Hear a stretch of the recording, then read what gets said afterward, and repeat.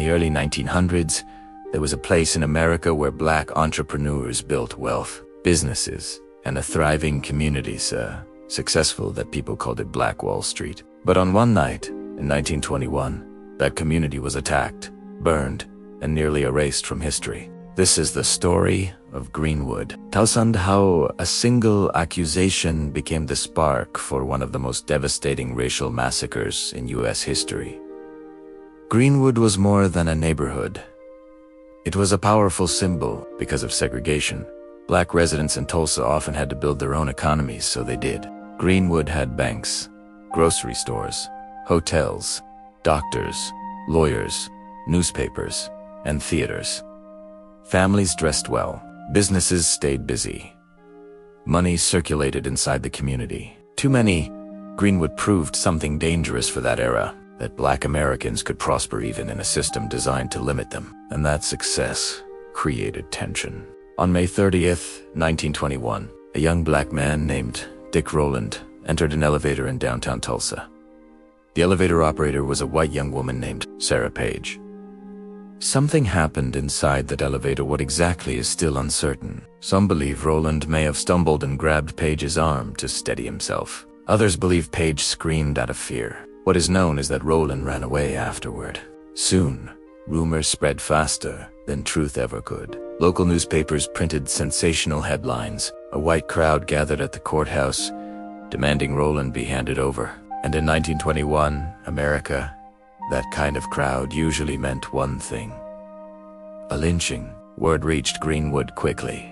Many black men, some of them World War I veterans, came to the courthouse armed, not to attack, but to prevent a lynching. They offered to protect Rowland and help keep the peace, but their presence inflamed the white mob. Tension climbed minute by minute. Shouting turned into pushing. A struggle broke out over a gun, and then one shot. That single shot became the excuse the mob needed. By late night into early morning, violence exploded across Tulsa. White mobs surged into Greenwood.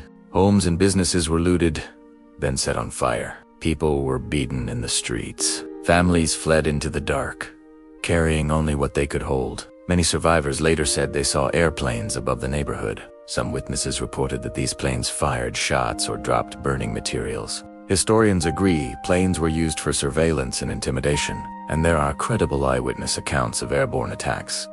But the exact scale and coordination are still debated.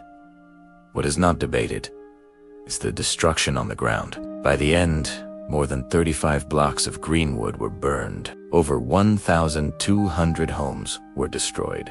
Thousands were left homeless, forced into detention centers or makeshift camps. The death toll is painful and uncertain. The official number for years was far too low. Modern estimates commonly suggest around 100 to 300 people were killed. Bodies were buried quietly. Records disappeared.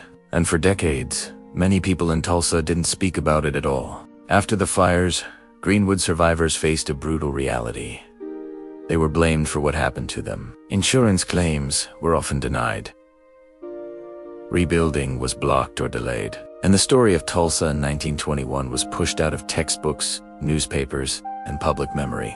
But Greenwood did not vanish completely. Many survivors rebuilt with their own hands.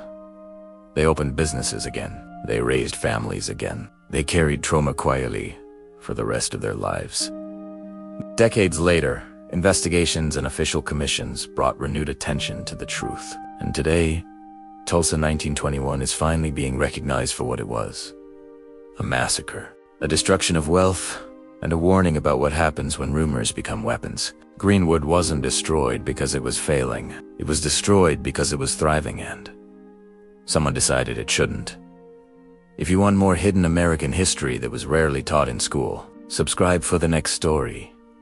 Because some chapters of history weren't lost. They were buried.